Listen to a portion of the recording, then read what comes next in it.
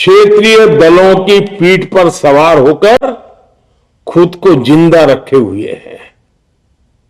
लेकिन कांग्रेस ये भी नहीं चाहती कि क्षेत्रीय दलों की ताकत बढ़े।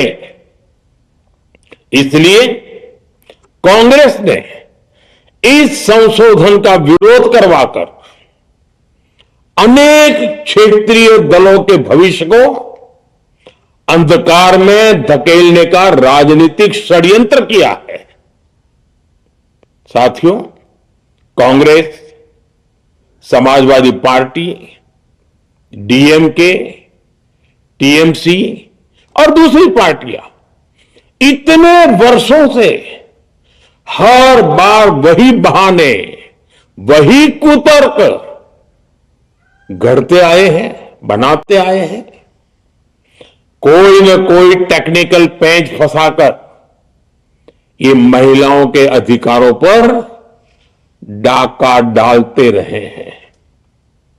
देश राजनीति का ये बद्दा पैटर्न बराबर समझ चुका है और उसके पीछे की वजह भी जान चुका है। भाइयों बहनों, नारी शक्ति वंदन अधिनियम के विरोध की एक बड़ी वजह है इन परिवारवादी पार्टियों का डर। इन्हें डर है अगर महिलाएं सशक्त हो गई तो इन परिवारवादी पार्टियों का नेतृत्व खतरे में पड़ जाएगा।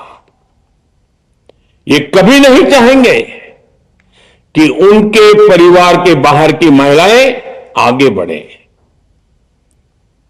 आज पंचायतों में, लोकल बॉडीज में जिन हजारों लाखों महिलाओं ने अपनी क्षमता को साबित किया है, जब आगे बढ़कर लोकसभा और विधानसभाओं में आना चाहती हैं, देश की सेवा करना चाहती हैं, परिवारवादियों के भीतर उनसे असुरक्षा की भावना बैठी हुई है। परिसीमन के बाप महिलाओं के लिए कहीं ज्यादा सीटें होगी, महिलाओं का कद बढ़ेगा।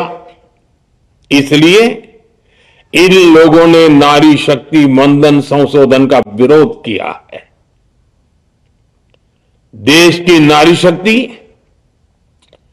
कांग्रेस और उसके सहयोगियों को इस पाप के लिए कभी माफ नहीं करेगी। मेरे प्रिय देशवासियों, कांग्रेस और उसके साथी दल डिलिमिटेशन पर लगातार झूठ बोल रहे हैं।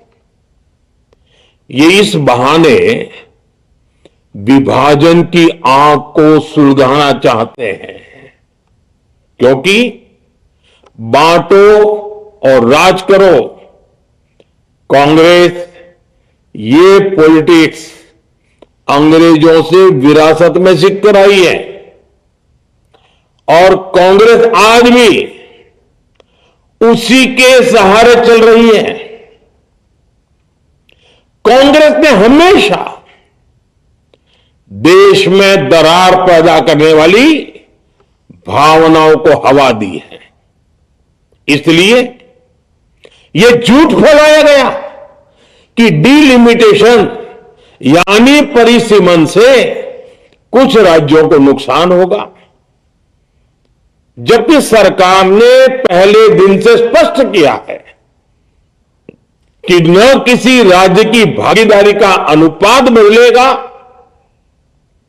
न किसी का रिप्रेजेंटेशन कम होगा, बल्कि सभी राज्यों की सीटें समान अनुपात में ही बढ़ेगी।